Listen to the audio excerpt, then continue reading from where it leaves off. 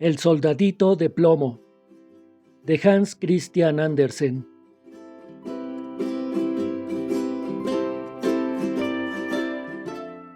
Había una vez 25 soldaditos de plomo, todos hermanos, porque habían nacido de una vieja cuchara de plomo.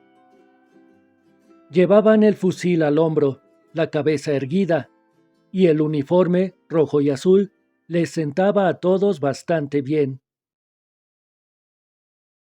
La primera frase que oyeron en este mundo, cuando levantaron la tapadera de la caja donde estaban metidos, fue «Soldaditos de plomo». El grito lo había lanzado un niño, que aplaudía con toda su fuerza.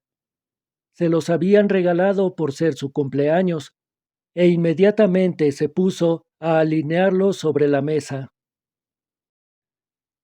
Todos los soldados se parecían entre sí. Solo uno de ellos era diferente a los demás, porque carecía de una pierna.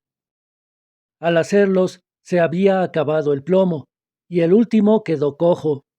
Se sostenía perfectamente sobre su única pierna, lo mismo que los otros sobre las dos, y es precisamente de él de quien vamos a contar su maravillosa historia. En la mesa donde estaban alineados los soldaditos había otros muchos juguetes, pero lo que más llamaba la atención era un espléndido castillo de cartón. Por las ventanas podía verse los salones. En la parte de afuera, unos arbolitos rodeaban un espejo, que representaban el lago, en donde nadaban y se reflejaban bellos cisnes de cera. En conjunto era una maravilla, pero lo más hermoso de todo era una damisela que estaba en pie en la puerta del castillo. Era también de cartón, pero llevaba puesto un traje de blanco lino y una cinta azul en torno a su cuello, en mitad del cual se destacaba una brillante lentejuela, tan grande como su cara. La damisela tenía los dos brazos hacia arriba porque era bailarina, y elevaba tanto una de sus piernas que el soldadito de plomo no podía verla y creyó que era coja, como él. Esta damisela sería una esposa muy a propósito para mí, se dijo, pero debe de ser de alta alcurnia porque vive en un castillo, mientras yo no tengo más que una caja de cartón que nos pertenece a 25, y ese no es un buen lugar para una dama. De todas formas, es necesario que haga amistad con ella. Y se tendió cuán largo era tras la caja de rapé. Desde allí podía mirar a la delicada damita que continuaba sobre una pierna, sin perder el equilibrio. Cuando avanzó la noche, los otros soldaditos de plomo se metieron en la caja, y los habitantes de la casa se fueron a dormir.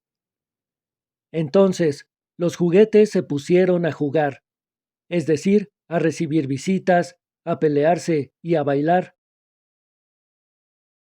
Los soldados de plomo hacían mucho ruido en la caja, porque querían divertirse también, pero no podían levantar la tapa. El cascanueces empezó a hacer cabriolas, y los trozos de tiza se divertían pintando tonterías en la pizarra. El jolgorio fue tal que el canario se despertó y se puso a cantar, pero lo hacía en verso.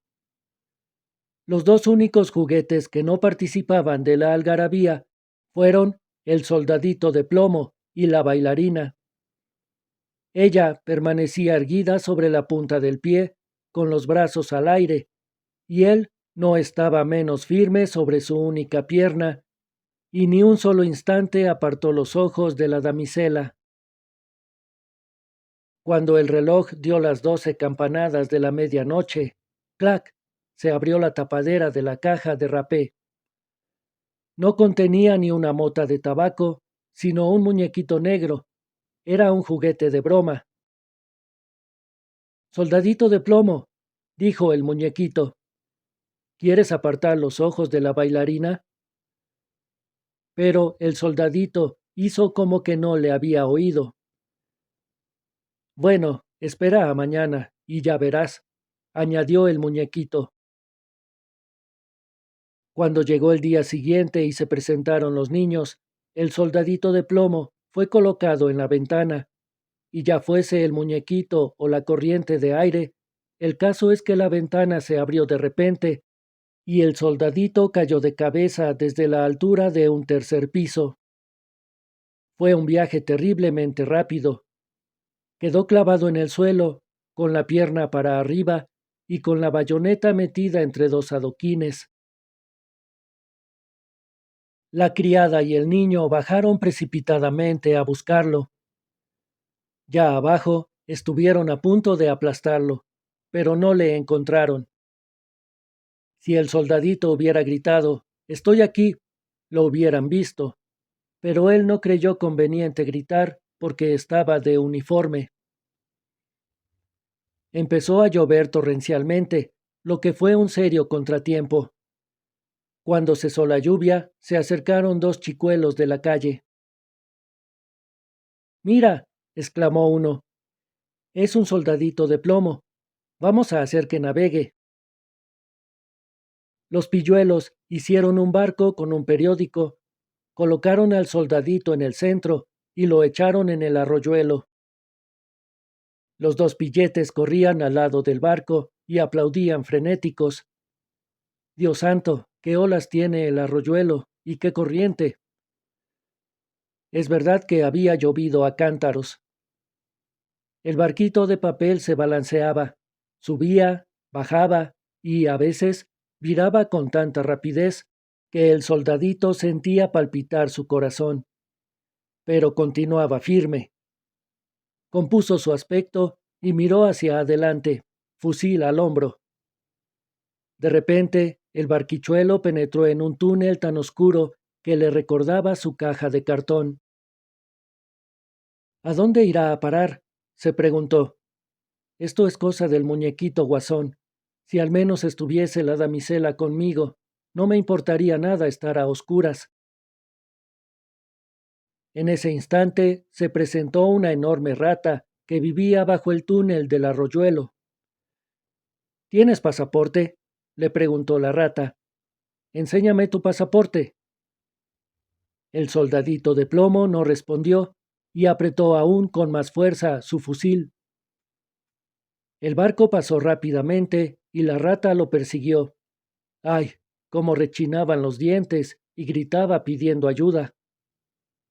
«Detenedlo, detenedlo. No ha pagado aduana. No ha enseñado el pasaporte». Pero la corriente era cada vez más fuerte y el soldadito de plomo podía percibir ya la luz delante de él, en el lugar en donde acababa el túnel. Solo oyó un espantoso ruido, capaz de poner los pelos de punta al más valiente.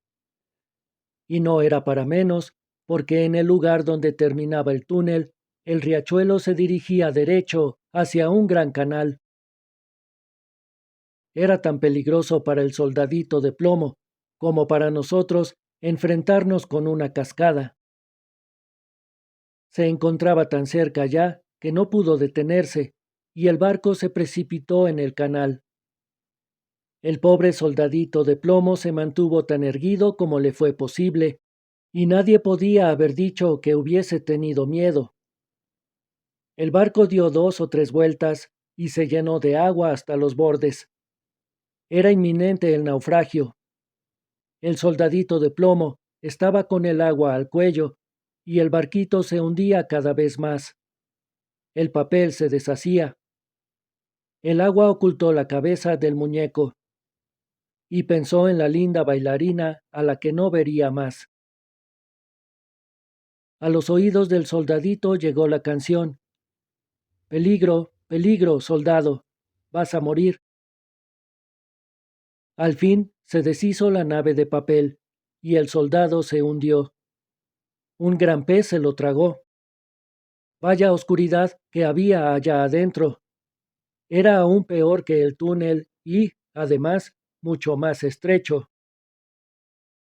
Pero el soldadito de plomo era inconmovible. Durante todo el trayecto permaneció con su fusil al hombro.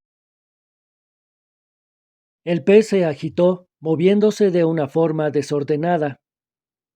Terminó por quedarse inmóvil y al cabo, el soldadito se vio atravesado por un haz de luz que parecía un relámpago. Una vez más vio la claridad. Alguien gritaba: «Un soldadito de plomo». Al pez lo habían pescado, llevado al mercado, vendido y transportado a la cocina, donde la doméstica lo había abierto con un cuchillo. Cogió entre sus dedos al soldadito y lo llevó al salón, donde todo el mundo se afanaba por ver a un hombre tan notable que había viajado dentro del estómago de un pescado. Pero el soldadito no estaba orgulloso de ello. Lo colocaron sobre la mesa y hay que ver lo que ocurre en este mundo. Estaba de nuevo en el mismo salón donde había caído a la calle, y vio a los mismos niños, y los mismos juguetes estaban sobre la mesa. Volvió a contemplar el magnífico castillo con la gentil bailarina. Aún estaba sobre la punta del pie y permanecía tan firme como él. El soldadito de plomo se impresionó tanto que estuvo a punto de llorar, pero esto no era adecuado. La miró y ella le devolvió la mirada, pero no se dijeron nada. De repente, uno de los niños cogió al soldadito y lo arrojó a la estufa, sin que hubiera motivo para ello.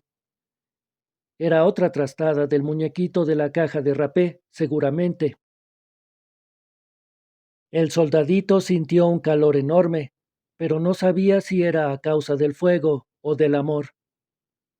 Habían desaparecido sus colores, pero nadie podía decir si era a causa del viaje que había hecho o por el dolor.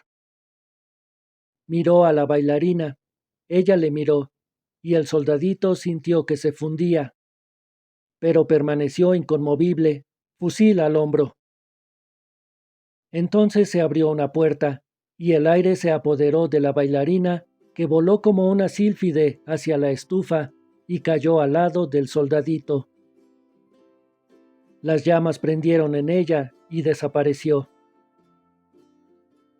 Después, el soldadito quedó hecho una pasta, y a la mañana siguiente, cuando la criada quitó las cenizas, se encontró un corazoncito de plomo.